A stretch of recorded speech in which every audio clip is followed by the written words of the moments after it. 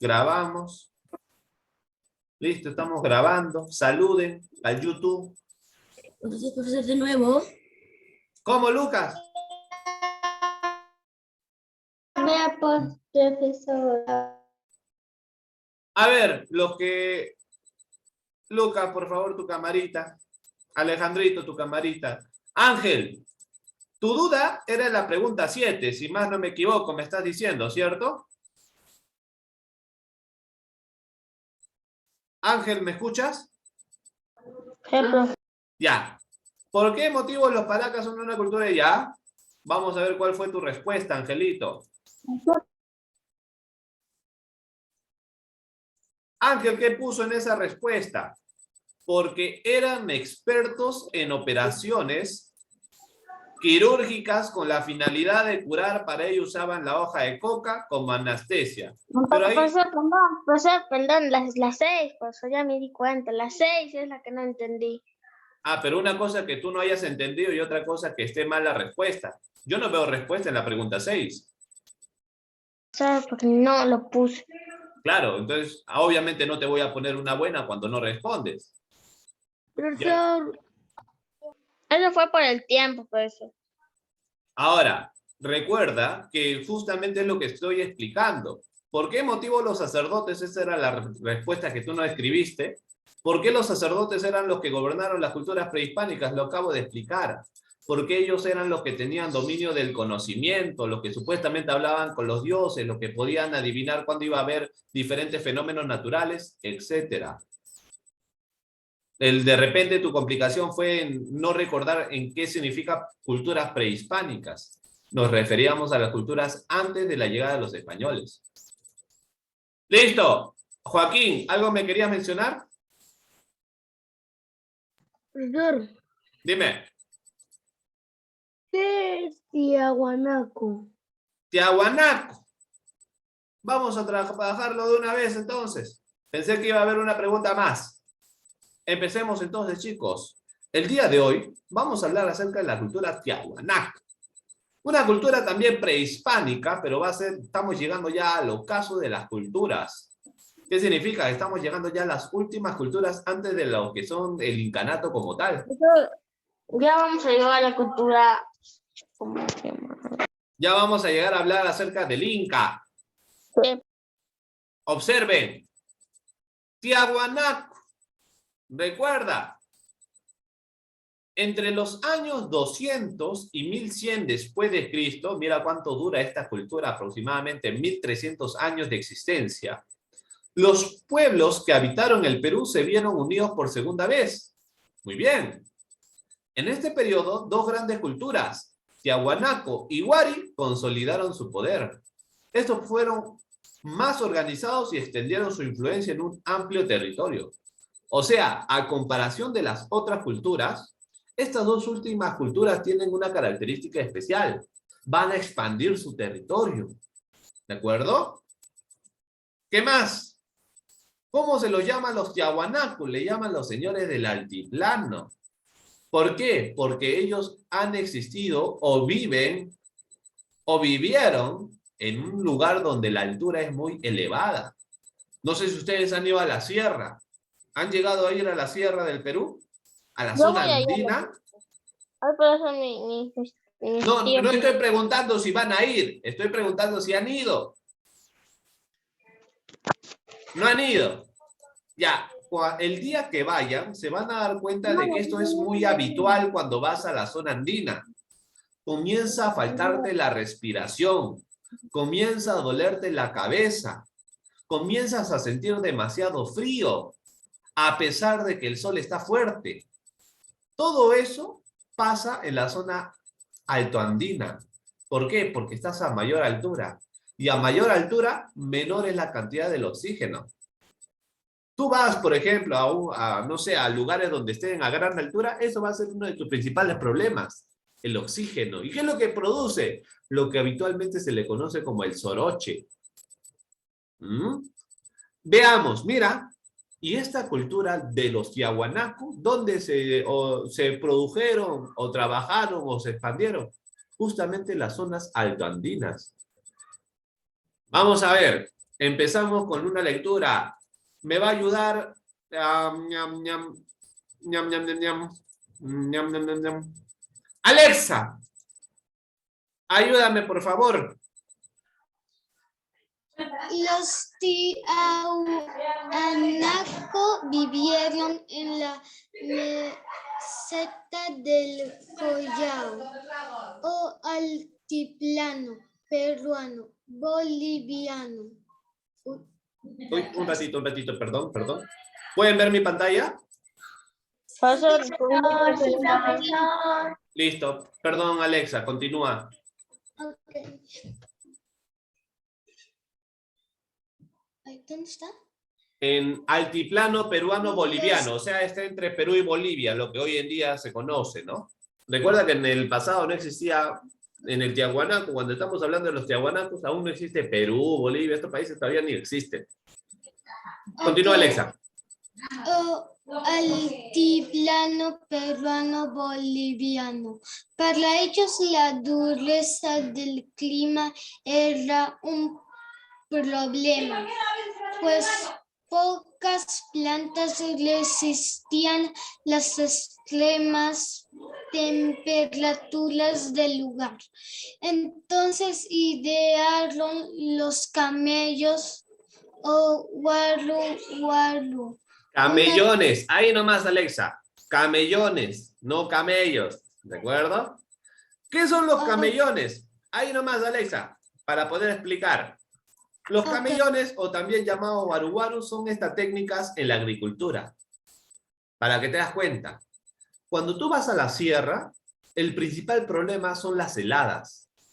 Y ahora, imagínate producir o intentar producir plantitas que vas a consumir, ¿no? Para la agricultura. ¿Tú crees que van a poder sobrevivir estas plantas cuando hay mucho frío? No sobreviven. ¿Qué hacen? ¿Por qué? Porque el principal problema son los vientos helados. Ese es el principal problema, los vientos helados. ¿Qué ellos hicieron? Muy simple. Esta es la tierra, ¿cierto? Ellos agarraron, hicieron una excavación de 1 o 2 metros. ¿Para qué? Para que prácticamente ahora este es el nivel de la tierra. Algo así, mira.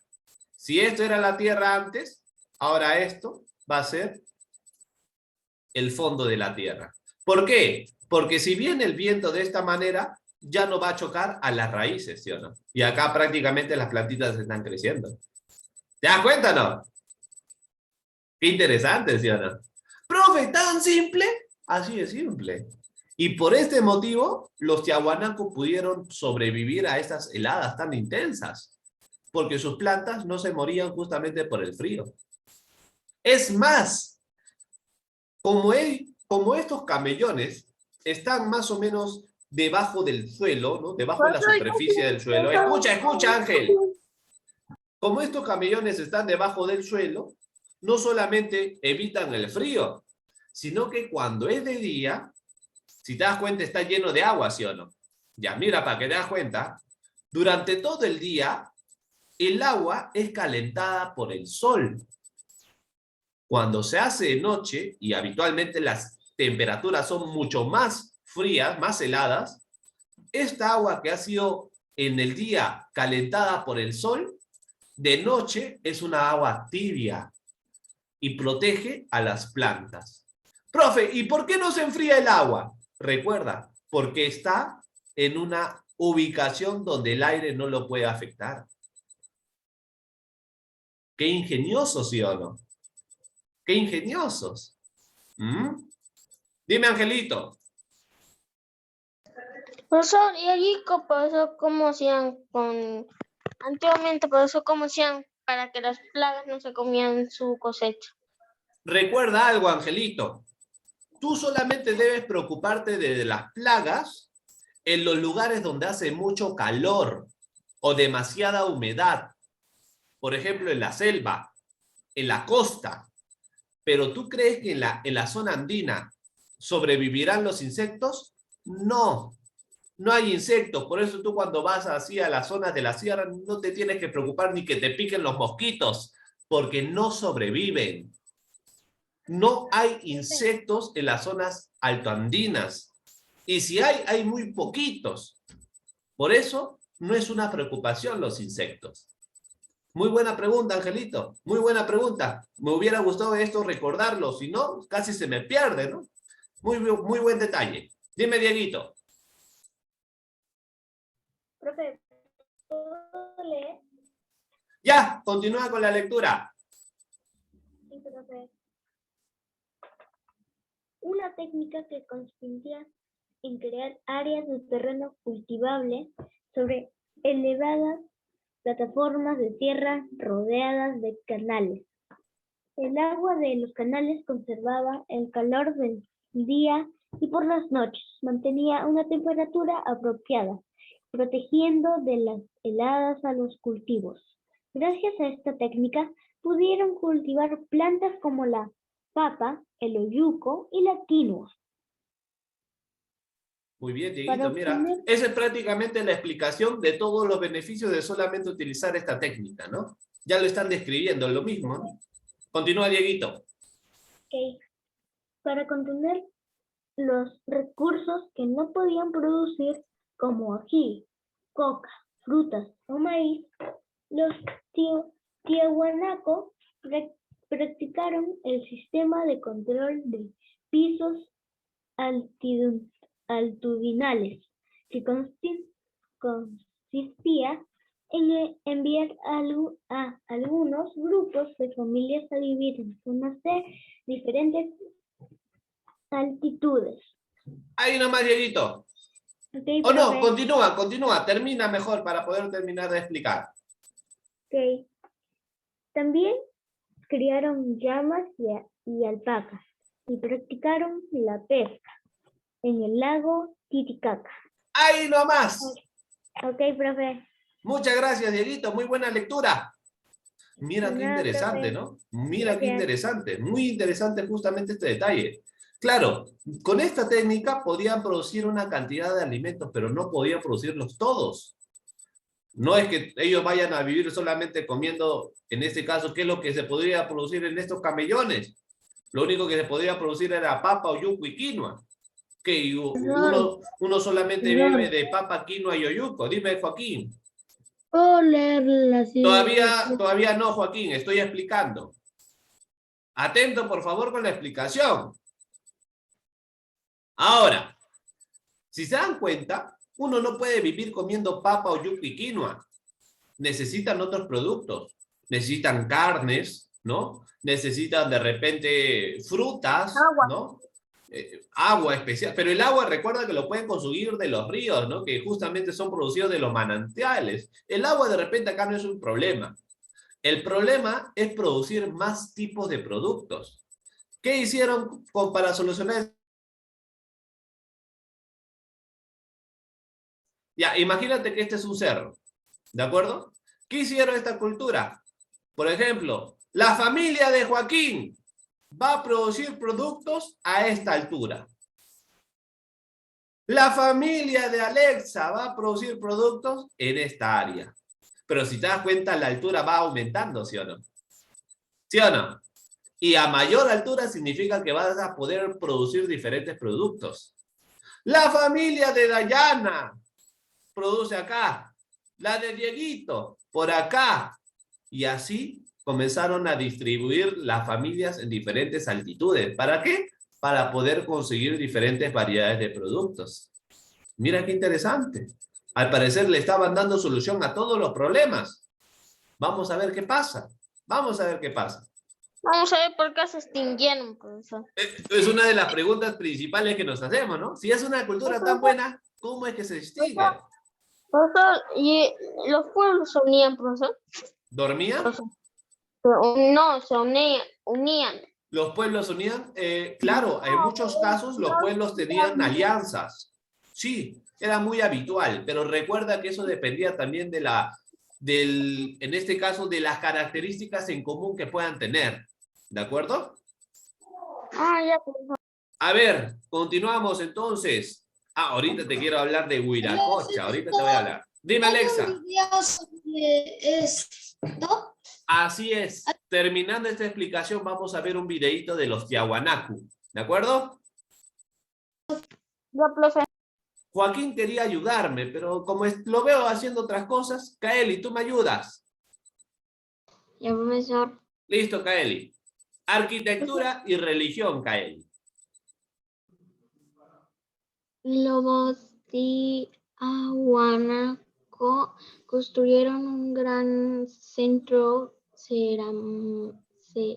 ceremonial formado por varios edificios hecho con bloques de piedras labradas, unidades con grapas de cobre. La cultura Tiahuanaco ejerció una gran influencia religiosa sobre otros pueblos andinos. Su divinidad más importante fue el dios de las varas, representado en la cerámica y la arquitectura. Muchas gracias, Kaeli. Profe, ¿cuál es el dios de las varas? Este es el dios de las varas. Y si te das cuenta, este dios no es la primera vez que lo vemos, ¿sí o no? No es la primera vez. ¿Sí o no? ¿O me equivoco? ¿O es la primera vez que lo estamos viendo? Sí, profesor. Más Primera bien, vez. primera vez. Si eso fuera la verdad, mira, los Wari lo vamos a hablar la próxima clase porque nos va a faltar tiempo. Pero aquí quiero llegar, mira. No es la primera vez que hablamos de lo que es de ese Profe. dios. Recuerda, mira, en los chavines, la estela de Raimondi. ¿Te acuerdas o no? ¿No tiene un parecido a esto? Observa bien, ojo de halcón, ojo de águila, mira, observa las características. Este dios, en la cultura Wari, no se parece al dios de los Tiahuanacu, que justamente es el dios de la vara. Sí, profesor, se Tiene un parece. parecido, ¿sí o no? Los dos tienen caras humanas, los dos están agarrando una vara, los dos tienen un cinturón. Dime. ¿Voy al baño? Ya, sí, los que quieren ir al baño, vayan nomás. No, chicos, escúchenme. No me interrumpan para pedirme permiso al baño. Si quieres ir al baño, ve nomás. No necesitas mi permiso. Pero obviamente vas y vienes con la mayor rapidez posible. ¿De acuerdo? Entonces, si te das cuenta, el dios de las varas es un dios que se está repitiendo a lo largo de estas culturas. El dios Huiracocha, ¿no? Ese dios que se le considera el dios blanco. Y aunque no lo creas, tiene una gran importancia. ¿Por qué? Cuando llegan los españoles, eso ya te lo explicaré más adelante, pero tiene algo que ver justamente con la llegada de los españoles. Ya te explicaré, pero si te das cuenta, el dios de las varas, que es el dios de los Tiahuanacu, no es la primera vez que se lo está viendo. Este dios también ya apareció en la cultura chavín. En la cultura paracas, como el dios Con. El dios Con también, ¿te acuerdas que era un dios que tenía también un par de varas, sí o no? Pero en una tenía una vara y en la otra tenía una cabeza trofeo. ¿Te acuerdas o no? ¿Te das cuenta? Ahora, profe, ¿y por qué estas culturas tienen un dios que es similar? Es más, me atrevería a decirte algo. Este dios no solamente es en América. Aunque no lo creas, algunas culturas en China tienen un dios muy igualito, similar a este. ¿Por qué? Sería cuestión de investigarlo. En fin, qué curioso, ¿no? Que un dios en América se haya encontrado también en China. ¿Cómo llegó? Es una buena pregunta. Son muy buenas preguntas a investigar. Chicos, un videito. ¿De acuerdo? Profesor, Dime. ¿puedes poner la imagen un rato? Esta. Sí, profesor, ¿por qué tiene estos animales? Ah, muy buena pregunta. Recuerda que este dios de las varas representa o tiene justamente en sus representaciones a las divinidades de esas culturas. Por ejemplo, aquí tiene una cara que parece de un puma. Aquí, si te das cuenta, tiene un rostro que parece de un cóndor. Si te das cuenta, ¿sí o no? Ahí vemos algunos rostros. Si te das cuenta, esto parece, ¿qué cosa? Parecen cabezas de serpientes. Si te das cuenta. En su otra vara, profesor, hay serpientes y un cóndor. En esta también se ven, o sea, si te das cuenta, desde ahí ya tú sacas, posiblemente esta cultura le tenían gran aprecio a las serpientes como divinidad, serpientes, al cóndor, al puma. Y ahora, si te das cuenta, todos estos animales, ¿son animales que se pueden encontrar en estos lugares? Claro que sí. El puma puede vivir en las zonas altoandinas. El cóndor, definitivamente, ¿sí o no? Dayana Miranda, te escucho. Profesor, ellos cómo saben que existen dioses o ellos los crean. Ellos crearon a estos dioses como divinidad. ¿Por qué? Porque consideraron de que cada uno de esos animales como tal tenían características que eran dignas de imitar. Veían, por ejemplo, que en el puma, ¿no? Su gran fortaleza era la soledad o posiblemente la fuerza individual. ¿Cómo no hacer al puma como un dios? Por ejemplo, de la tierra tú produces tus alimentos, ¿sí o no? Bajo ese criterio, ¿por qué no hacer Dios a la tierra si la tierra es la que de alguna manera te da el alimento? El agua, la lluvia. ¿Por qué no hacer Dios a la lluvia? El dios Iyapa, más adelante como se le conoce. ¿Por qué no? Si gracias a la lluvia las tierras se pueden justamente nutrir. Entonces, hay un criterio para que ciertos animales o ciertas especies sean considerados dioses. ¿De acuerdo? Profesor, ¿quién fue el primer dios que creó? Profesor. Según narra, por ejemplo, las crónicas de Huamampoma, indica de que el primer dios, el que da origen a todos los dioses, es el dios Huiracocha. Pero eso te lo voy a hablar cuando hablemos de la cultura Wari, que va a ser la próxima clase. ¿De acuerdo? Para no confundirte, para poder tener más tiempo para explicar. Amy, ¿tienes alguna pregunta? Sí, profesor. Dime.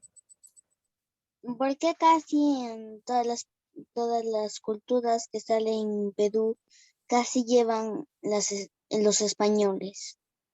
¿Por qué en todas las culturas del Perú llegan los españoles? Sí, ¿cómo es posible que hayan llegado tantas de las españolas? Muy buena pregunta, pero si yo te respondo ahorita, te voy a quitar la emoción de saberlo en su momento. Yo te recomiendo algo. Espérame para que cuando llegue la sorpresa, te sorprenda como debe. ¿De acuerdo, Amy? Para no adelantarnos en nuestros temas. Pero de que lo vamos a tratar, lo vamos a tratar. ¿De acuerdo, Amy? Bien, Ángel. Espera, por favor, que todavía no estoy contigo. Diego, ¿tienes alguna pregunta? Profe, ¿qué museo me recomiendas para que haya esas culturas? Mira, ahorita, por estar en pandemia, todos los museos están ofreciendo promociones virtuales. Te recomiendo el Museo de Pachacamac. Así se llama, Museo de Pachacamac. Ahí vas a ver diferentes tipos de representaciones de todas estas culturas. Vas a ver lo que son las necrópolis de Paracas, los telares de los Paracas, las herramientas de los Nazca. Te lo recomiendo, con mucho cariño. ¿De acuerdo? Sí, profe. ¿Alguna otra pregunta? Ángel, creo que ahora sí. Profesor, ¿cómo los españoles, profesor? Los españoles, profesor. Allí, profesor, los españoles antes, profesor, eran como ellos. ¿Como Profesor, ellos? como ellos, los que daban los dioses. ¿Cómo se convirtieron en españoles? Es que para poder hablar acerca de lo que es justamente el cruce, ¿no? de culturas, ¿no? Entre español y culturas autóctonas, todavía nos falta tiempo. pero en su momento lo vamos a hablar, porque si ahorita te lo explico, me va a faltar tiempo para terminar de alguna manera este tema, ¿de acuerdo? Ya, profesor. En su momento Más lo vamos a adelante. hablar, no se preocupen, no se preocupen. Avancemos con un videito, ¿les parece? ¿O se molestan? No, profe. Listo, ya saben, preguntas al final, preguntas al final. Empecemos. Profesor, los que si escuchan entrecortado, podemos apagar nuestras cámaras y cuando Sí, sí, no termine hay el video. problema, no hay problema, no hay problema. Pero por favor, al final preguntas. Empecemos. Proyecto Panaca presenta La cultura tiahuanaco, los señores del altiplano.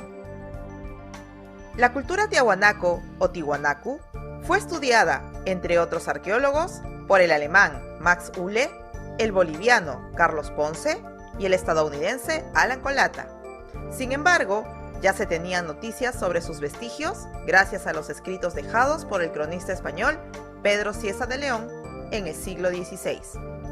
Surgió en el periodo denominado Intermedio Temprano y decayó sobre el final del llamado Horizonte Medio, entre los años 250 a.C.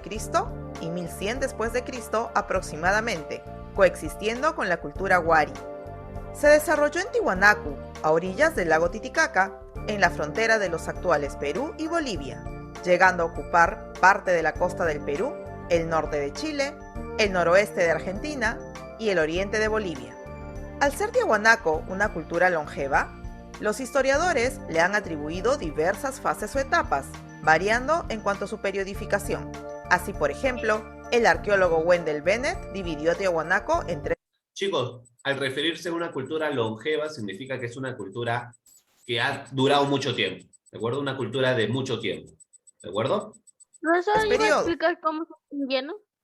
Sí, también van a explicar. Atentos, Atentos, mucho ojo por eso el video.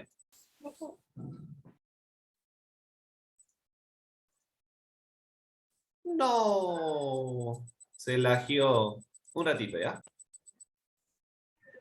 El internet, profesor. No, es que cuando yo detengo el video y lo vuelvo a reproducir, pasa eso. Por eso no quiero detener lo que es justamente los videos, ¿de acuerdo? Ya, Bueno, profesor. ahora ya saben por qué no puedo detenerlo. A ver, un ratito, lo voy a buscar. Un momento, por favor.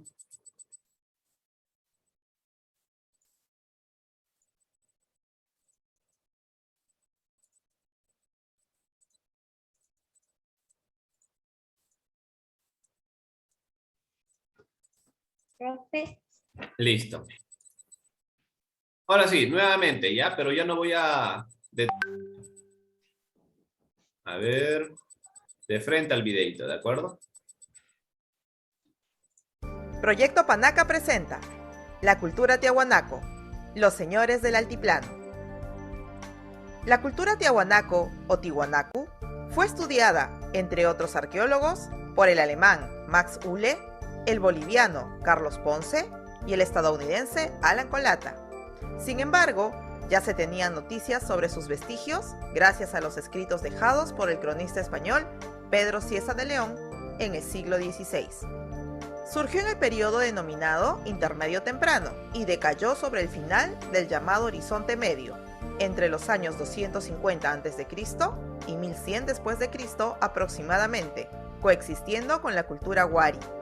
Se desarrolló en Tiwanaku, a orillas del lago Titicaca, en la frontera de los actuales Perú y Bolivia, llegando a ocupar parte de la costa del Perú, el norte de Chile, el noroeste de Argentina y el oriente de Bolivia. Al ser tiahuanaco una cultura longeva, los historiadores le han atribuido diversas fases o etapas, variando en cuanto a su periodificación. Así, por ejemplo, el arqueólogo Wendell Bennett dividió a Tiahuanaco en tres periodos: temprano, clásico y decadente. Posteriormente, Carlos Ponce señalaría que fueron 5 épocas, estableciendo el inicio de esta cultura en el año 1500 a.C. con el periodo aldeano, el periodo urbano temprano, el periodo clásico y el periodo imperial. Pese a encontrarse en una zona altiplánica, casi a 4.000 metros sobre el nivel del mar, los agricultores tiahuanacos supieron dominar la altura y dureza del territorio de la meseta del Collao, controlando los pisos ecológicos y cultivando, por ejemplo, papa, quinoa, maíz, yuca y oca. También practicaron la ganadería, criando animales como la llama y la alpaca, y la pesca lacustre en el lago Titicaca. A efectos de intensificar su agricultura, crearon un gran número de camellones o guaru para mitigar las heladas nocturnas durante las campañas de siembra, siendo las ciudades de Lucurmata y Pachiri las que destacan por esta técnica de cultivo. Asimismo, realizaron la deshidratación de tubérculos y animales como la papa y la carne de llama, obteniendo el chuño y el charqui respectivamente, logrando así la conservación de estos alimentos por largos periodos, utilizándolos luego durante las épocas de sequía y escasez. Fue una sociedad clasista y teocrática, cimentada en el poder religioso. La élite tiahuanaquense ejercía su poder e influencia mediante alianzas y colonizaciones, integrando a varios grupos étnicos y lingüísticos. También gozaban de la posesión de grandes rebaños de camélidos y el control del transporte de los productos que comercializaban. Basaron su economía en las actividades agrícolas, ganaderas y artesanales, comercializando sus productos mediante el trueque con pueblos y regiones con los que lograban tener contacto. Según el arqueólogo Carlos Ponce, se puede establecer que Tiahuanaco contó con al menos 49 gobernantes, hecho que el arqueólogo deduce de la obra Memorias Historiales y Políticas del Perú del cronista español Fernando Montesinos. Sin embargo, hasta el momento no se han encontrado vestigios que puedan corroborar dicha interpretación. Su centro administrativo y religioso se encontró ubicado en la ciudad de Tiahuanaco, su capital, la misma que según el arqueólogo peruano Luis Guillermo Lumbreras fue un foco de peregrinación con influencia en todo el Andes central. Ubicada en las riberas del río del mismo nombre, al sur de la ciudad de La Paz, presenta plataformas, patios hundidos y pirámides escalonadas, destacando la pirámide de Acapana, Pumapunku, Calasasaya, Coricala y Putuni. Los tiahuanaco eran politeístas, siendo el dios Huiracocha o del báculo la deidad principal y para algunos investigadores, además, sería el mismo dios al que los incas le rendían culto. Asimismo, la evidencia arqueológica indica que los tiahuanaquenses habrían adorado también al dios Chachapuma, el que era representado por una persona con máscara de felino, nariz alargada, con un hacha en una mano y una cabeza trofeo en la otra, por lo que era conocido como el sacrificador. En el ámbito religioso, también debemos mencionar las ofrendas y sacrificios de animales y humanos. Así, en las excavaciones realizadas en el sitio arqueológico de Acapana, se han encontrado, entre objetos de alfarería, 10 entierros humanos correspondientes a hombres y niños desmembrados sin cráneo, acompañados de camélidos también desarticulados. En el año 2019 se encontraron, mediante excavaciones submarinas, ofrendas realizadas en la isla del Sol del lago Titicaca, lo que permitió establecer al arqueólogo belga Christophe Delair que los pobladores tiahuanaquenses habrían sido los primeros en ofrendar objetos preciosos en dicha isla entre los años 500 y 1100 después de Cristo. Para Delair, los hallazgos conformados por quemadores de inciensos de cerámicas en forma de puma, restos de llamas juveniles sacrificadas y ornamentos hechos de oro, conchas y piedras, ayudarían a comprender el comportamiento religioso de los antiguos pobladores altiplánicos. Dentro de sus aportes culturales encontramos a la arquitectura, metalurgia, escultura, textilería y cerámica. Respecto a la arquitectura, los tiahuanaco desarrollaron importantes centros urbanos. Así, además de su capital, podemos mencionar a la ciudad de Concohuancane, centro administrativo a 25 kilómetros al sur de Tiahuanaco, donde se halla la construcción de un canal subterráneo y 5 monolitos. Asimismo, se han encontrado restos arquitectónicos como las terrazas de Pumapunku y el templo Calasasaya o Piedra Parada, donde se observa la presencia de monolitos plantados verticalmente, cuya finalidad habría sido el servir como observatorio solar para señalar las estaciones del año. En una de las esquinas de este fabuloso templo es donde encontramos a la famosa Portada del Sol. Este portal lítico fue trabajado en un solo bloque de piedra de más de 4 metros de ancho y 3 de alto. En la parte superior y central se encuentra esculpida en alto relieve la figura del dios Huiracocha, sosteniendo un báculo en cada mano y rodeado de dioses menores. Para algunos investigadores, esta construcción no tendría otro fin que el de representar un calendario astronómico, mientras que una antigua leyenda aymara señala que la enorme puerta guarda un secreto escondido, el mismo que en el futuro ayudará a la humanidad en apuros. Respecto a la metalurgia, los tiahuanaco conocieron el bronce, usándolo para la elaboración de herramientas y armas. Asimismo, trabajaron el oro y la plata para la fabricación de elementos ornamentales, aunque su ejecución fue un tanto rústica en comparación con la precisión con la que trabajaron el arte lítico. En cuanto a la escultura, se han encontrado monolitos de gran tamaño y de carácter monumental, como el fraile o dios del agua y el Benet, que representaría a una autoridad o personaje poderoso que, según algunos investigadores, podría corresponder a una mujer. Ambas figuras fueron esculpidas en arenisca. La textilería fue realizada usando como materia prima la lana de llamas y alpacas, con la que confeccionaron su vestimenta, tapices y mantos pintados que habrían sido utilizados, además, para adornar las paredes de sus templos. Sus diseños fueron principalmente geométricos y representaban animales y deidades como el dios Huiracocha. Su cerámica se caracterizó por ser de elaborada producción técnica e iconográfica. Fue incisa y polícroma, usando los colores rojo, anaranjado, marrón y blanco, con representaciones de animales como el cóndor, felinos y serpientes. Las figuras representativas de la cerámica tehuanaquense fueron el quero, vaso de cerámica o metal que servía para beber chicha y era usada en ceremonias rituales, y el pebetero, que servía como quemador de incienso en los templos.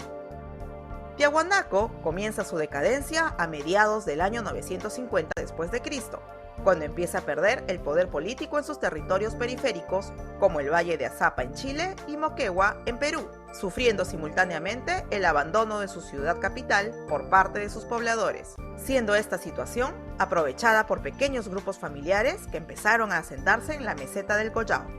Otro aspecto que podría mencionarse es que su agricultura se vio seriamente afectada como consecuencia del fenómeno del Niño, el que originó sequías y desabastecimiento, haciendo insostenible la supervivencia de esta importante cultura altiplánica. Somos Proyecto Panaca. Muy bien. Al parecer acabamos de ver que nuevamente otra cultura que por un problema de la naturaleza va a llegar a su extinción, ¿sí o no? Pero no solamente por eso. Entonces el problema del niño. Otra vez el fenómeno del niño. ¿Por qué el niño es tan problemático? Bueno, es un fenómeno, pues. Ahora, el detalle es el siguiente, que no solamente es por el fenómeno del niño. ¿Están muriendo? No, recuerda que es el nombre, no es que sea un niño el que sea el problema, es el fenómeno llamado el fenómeno del niño, y ya te lo expliqué, que consiste sí, justamente en un cambio en el clima y todo eso. Profesor, yo quiero un libro de Mochica. Ya les dije, los que les interese tener algún librito, pueden escribirme y yo les envío. Yo quiero un Chicos, libro. ahorita no me digan qué quieren, porque ahorita no atiendo eso. Chicos, por el momento hemos podido de alguna manera tener algunas ideas respecto a lo que son los tiahuanacos, pero ya nos ganó el tiempo. La próxima clase vamos a avanzar directamente con las fichas. ¿Estamos de acuerdo? Si pueden, avancen por favor con la extensión. Las fichas lo trabajamos la próxima clase. Cuídense mucho, chicos, que tengan un bonito día. Solamente la extensión es la tarea. Solamente la extensión. Nos vemos, chicos. Cuídense.